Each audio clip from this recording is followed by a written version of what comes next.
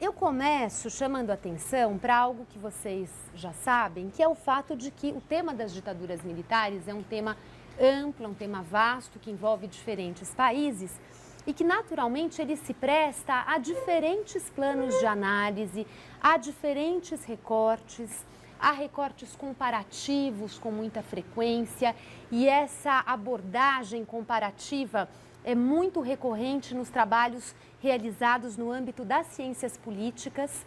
As ciências políticas, para esse tema que é de uma história recente, costumam chegar na frente em relação à história. Então, os cientistas políticos vêm, de fato, abrindo caminho para as reflexões que vêm sendo feitas nas últimas décadas a respeito das ditaduras militares, e os historiadores, na medida em que essas experiências vão ficando um pouco mais distantes no passado, vão cada vez mais se encorajando a se debruçar sobre elas e a partir daí, então, também estabelecer as suas especificidades analíticas em relação às ciências políticas. Então, se parte dessa base epistemológica, dessa base de informações que os cientistas políticos construíram, mas os historiadores, quando chegam ao tema, trazem, é claro, preocupações próprias, uma maneira de olhar para os problemas que é própria da historiografia e que procura fundamentalmente se afastar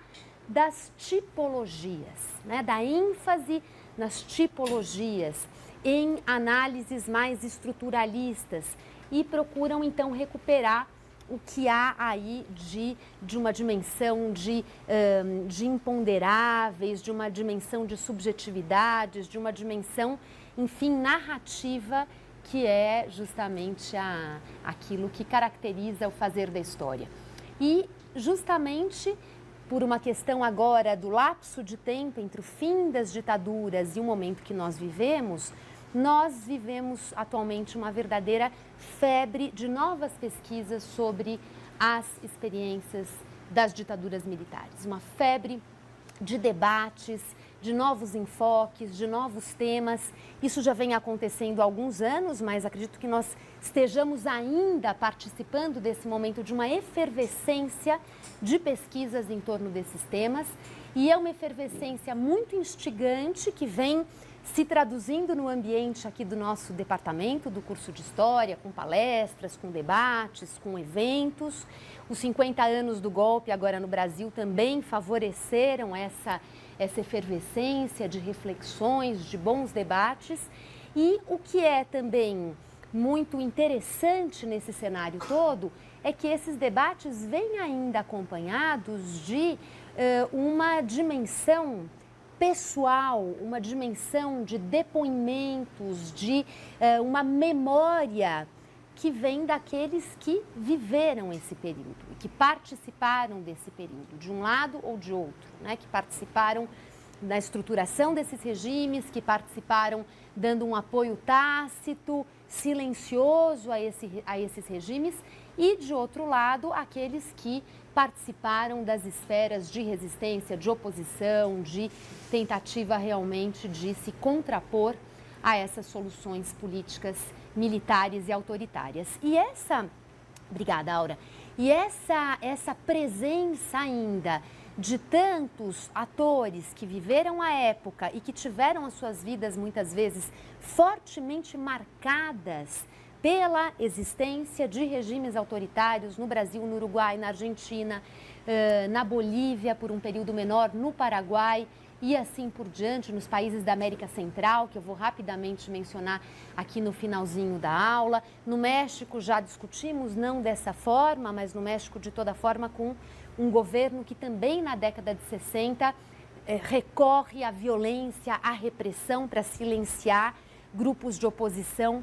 Então, as pessoas que tiveram as suas vidas marcadas por essas experiências são pessoas que acompanham os debates, que se posicionam, que muitas vezes também vêm a público para manifestar a sua interpretação ou para testemunhar, né? Essa questão dos testemunhos tem sido muito presente nesse momento de se revisitar o período dos regimes militares na América Latina e os testemunhos vêm sendo também estimulados pelas comissões da verdade.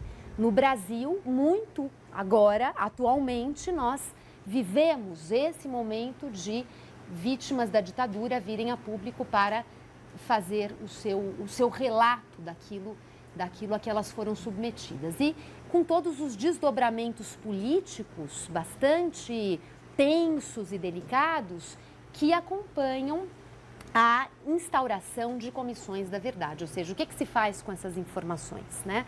Até que ponto essas informações vão ser usadas para medidas de justiça, de reparação, de punição, ou esses testemunhos vão apenas instaurar um lugar para a verdade, né? Um momento em que as informações podem vir à tona com transparência, assegurando, portanto, que a verdade vai ser exposta.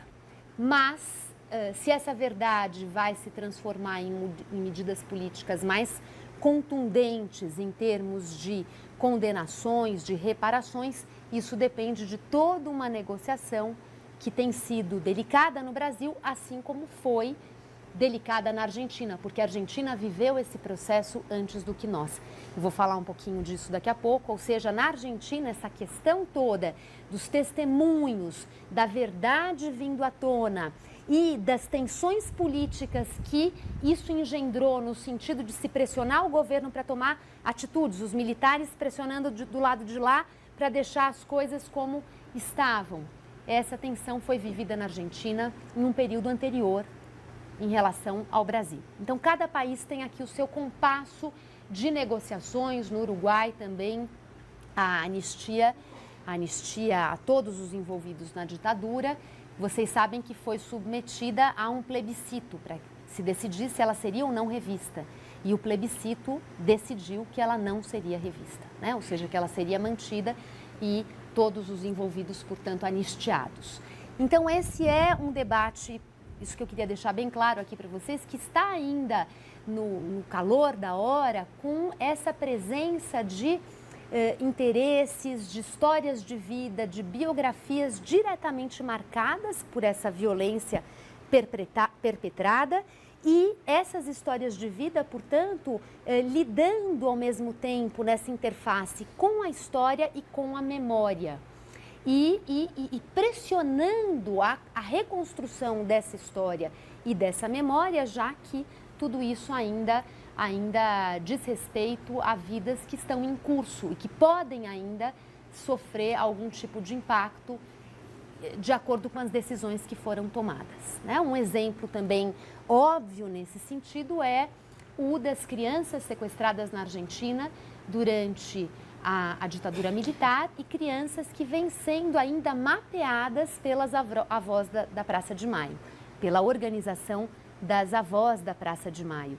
E essas crianças, que agora não são mais crianças, que são jovens, vão, uma vez identificadas, vão ter contato com toda uma história de vida que elas desconheciam, né? E o impacto disso sobre a vida de um jovem, vocês podem imaginar que é um impacto extraordinário. As reações aí variam de acordo com a história de cada um. Recentemente, para mencionar 2 casos, houve um jovem identificado que, aparentemente, pelas entrevistas que ele deu, justamente o neto da Hebe Bonafini, não é, Fernando? Não foi, Aura? Da Estela de Carlotto, de outra grande líder e mentora do grupo das avós. Esse jovem reagiu a tudo com bastante tranquilidade, com uma certa naturalidade. Outro caso mais recente, que ainda está para ser realmente revelado ao público, os nomes não foram divulgados, a investigação ainda está em curso, causou um impacto, um trauma muito mais sensível ao jovem envolvido. Eu sei disso pelos bastidores, por uma colega que tem contato direto com essa pessoa, né? Quer dizer, realmente essa notícia cai lá pelas tantas na vida de um indivíduo como uma bomba. Ou seja, isso tudo para dizer que as discussões no plano da historiografia que se reportam a esse tema ainda são muito marcadas por esse nível de sensibilidades de pessoas envolvidas nessas experiências, que é um nível ainda muito à flor da pele. E justamente por isso a historiografia também tem dado respostas a esse terreno minado, a esse terreno difícil, complexo, em que as coisas que são ditas são recebidas com muita vivacidade, seja para o bem, seja para o mal. É justamente por isso que a historiografia também tem dado respostas teóricas para procurar organizar um pouco esse terreno e demarcar fronteiras mais claras entre aquilo que é a memória e aquilo que é história. Ou seja, aquilo que tem a ver realmente com as histórias de vida reconstruídas por esses indivíduos que tiveram participação nesses acontecimentos e aquilo que traz essas fortes marcas da subjetividade e aquilo que é a história falando com maior distanciamento. Então, também do ponto de vista teórico, essa questão que separa a memória como um campo narrativo e a história como um outro campo narrativo, vem sendo questões muito sofisticadamente debatidas pelos historiadores que se dedicam ao tema. Tá? Eu depois vou falar rapidamente sobre esse livro da Beatriz Sarno, que foi traduzido no Brasil pela Companhia das Letras, O Tempo Passado, Cultura da Memória e Guinada Subjetiva, que é um livro que enfrentou essa questão da memória e da história. Então, depois eu volto a isso. Bom, fazendo aqui uma recuperação bastante breve, genérica, mas para situá-los um pouco em relação a alguns aspectos que eu considero importantes. Como eu disse a vocês, são vários os planos de análise possíveis para o tema das ditaduras militares. E um dos primeiros planos, historicamente muito explorado, um plano que ocupou a preocupação dos pesquisadores durante um período recente após o fim das ditaduras militares, é um plano de análise que privilegia a questão da Guerra Fria, a Guerra Fria que colocava os Estados Unidos em uma posição de evitar que na América Latina tivesse lugar o efeito dominó de revoluções socialistas, e Cuba em 59 havia estabelecido esse alarme, e revoluções socialistas que pudessem se propagar por outras partes, e os Estados Unidos, então, preocupados com essa questão e, ao mesmo tempo, recorrendo a uma série de estratégias para fortalecer soluções políticas que impedissem esse efeito dominó em diversas partes da América Latina.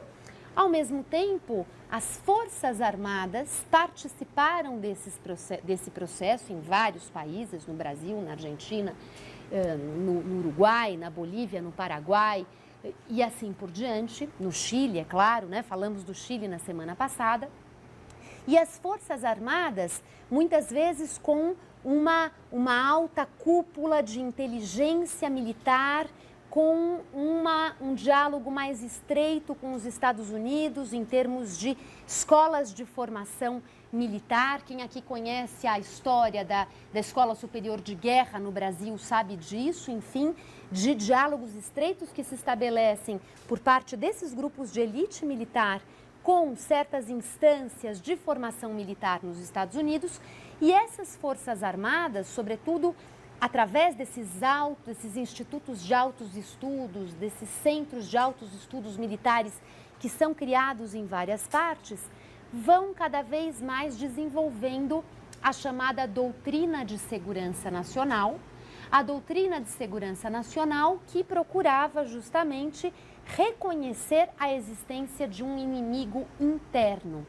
E esse inimigo interno sendo aquele que deveria ser combatido não pelas armas tradicionais das Forças Armadas, ou seja, simplesmente no campo bélico, mas um inimigo interno que exigia das Forças Armadas uma nova conduta. Aquilo que o Samuel Huntington, que é um autor clássico para esse tema, chamou de um novo profissionalismo. O que seria esse novo profissionalismo? Seria uma participação das Forças Armadas em outros níveis da vida nacional que diziam respeito à política, à economia, à cultura e à ideologia. E somente as Forças Armadas ampliando a sua capacidade de reflexão e atuação para esses outros planos da vida social, não exclusivamente bélicos e militares, elas teriam condições, então, de fazer face a esse inimigo interno, que era um inimigo que se escondia na clandestinidade, era um inimigo interno que fazia propaganda ideológica com as suas armas para difundir as suas bandeiras e conquistar novos adeptos, e um inimigo interno que também encontrava um terreno altamente favorável nas regiões pobres desses países. Nas regiões pobres, na zona rural, onde, por exemplo, no Brasil se formavam ligas camponesas, onde no Peru, na região dos Andes peruanos, acabavam pipocando nos anos 50, nos anos 60, uma série de movimentos guerrilheiros, ou seja, populações indígenas, rurais e pobres que se inclinavam para soluções violentas, pegavam em armas, ou seja, essa pobreza rural, assim como também a pobreza urbana, representando cenários muito favoráveis à difusão de projetos revolucionários, de projetos de esquerda. Ou seja, as Forças Armadas precisavam se preparar para responder a essa ameaça. E as respostas se deram de formas distintas, embora guardando elementos em comum que muitas vezes permitiram a difusão das análises comparativas. Ou seja, havia questões, havia problemas em comum em termos, em primeiro lugar, do cenário histórico, desse momento de Guerra Fria, dessa presença dos Estados Unidos numa ponta, da Revolução Cubana na outra ponta, das soluções autoritárias que passavam por uma entrada em cena dos militares na vida política. Havia elementos em comum que permitiam a comparação. Por outro lado, é claro, havia particularidades, por vezes muito acentuadas. E eu não vou hoje falar de um caso extremo aqui na América Latina, em termos das particularidades, mas eu já falei um pouquinho disso numa aula anterior, que é o caso do Peru, onde as Forças Armadas entraram em cena para colocar ordem na casa, com disciplina, com hierarquia, ou seja, com poder centralizado, nesse aspecto, também se aproximando de outros regimes militares na América Latina. Mas, por outro lado, promovendo uma série de políticas socialmente inclusivas. A ideia era de que o governo militar no Peru faria as reformas sociais que não tinham sido feitas e que precisavam ser feitas para evitar a revolução.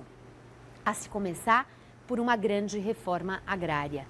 Em outros países, como a Argentina, as políticas foram políticas socialmente exclusivas, ou seja, não havia qualquer horizonte, qualquer expectativa por parte dos militares de resolver o problema da ameaça do inimigo interno com reforma agrária, com reformas sociais que representassem a inclusão socioeconômica, não.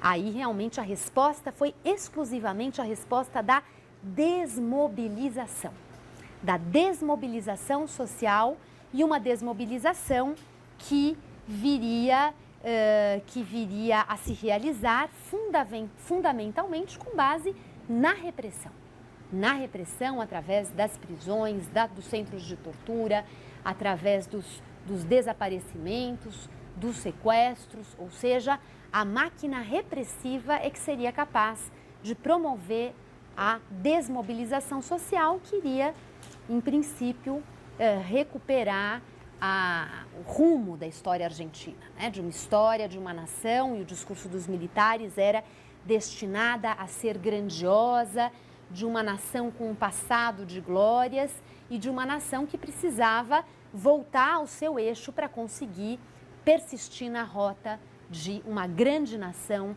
de uma nação com condições de ser uma liderança na América Latina.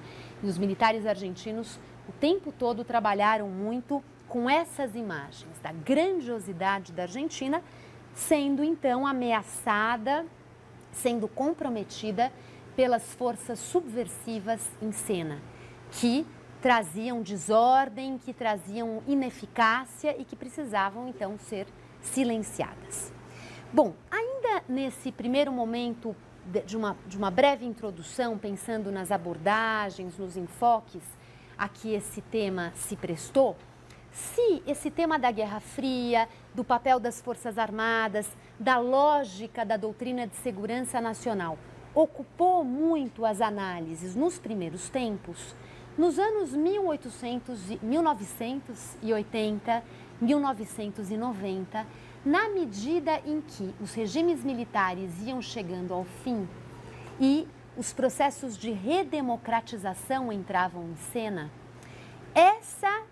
esse cenário, essas experiências de redemocratização sugeriram aos historiadores, primeiramente aos cientistas políticos e depois aos historiadores, novas preocupações. Ou seja, uma coisa era discutir os regimes militares ainda sob a égide desses regimes militares. E outra coisa seria discutir os regimes militares já como um passado recente, com feridas abertas, mas como algo que estava saindo de cena. E os processos de redemocratização já de imediato trouxeram aos cientistas políticos uma preocupação nítida que dizia respeito ao seu caráter conservador. Os processos de redemocratização se deram, claro que com variações importantes aqui entre o país e outro, mas eles se deram com uma marca conservadora. Uma marca conservadora no sentido de que a democracia voltava a entrar em cena, mas resguardando uma série de medidas que visavam proteger aqueles que estiveram envolvidos com os governos militares. Então, a se começar pelas leis de anistia, mas a coisa indo muito além disso, e no caso do Brasil, vocês conhecem bem esse episódio de todas as soluções políticas a que se recorre nesse momento, que são soluções políticas de caráter conservador, que dão a essa democracia os instrumentos necessários para refrear as possíveis revisões e denúncias e conflitos que pudessem vir à tona nesse momento. Ou seja, são democracias que ainda trazem continuidades importantes em relação ao passado das ditaduras. Figuras políticas importantes permanecem em cena, as Forças Armadas não são completamente entregues aos seus algozes para que fossem completamente acusadas e denunciadas e punidas. Não, as Forças Armadas são deixadas relativamente em paz. Eu digo relativamente porque vamos falar aqui da Argentina, que representa um capítulo particular em relação a isso, né? O general Videla, como vocês sabem, em 85, foi condenado à prisão perpétua. Então, aqui existem variações importantes, mas de toda maneira, as Forças Armadas também permanecem ali convivendo com um certo cinturão de proteção com essa nova ordem democrática e, em muitos sentidos, as continuidades são importantes. E essas continuidades trazem aos cientistas políticos a preocupação com o tema das transições conservadoras, dessa marca conservadora da transição das ditaduras para uma ordem democrática.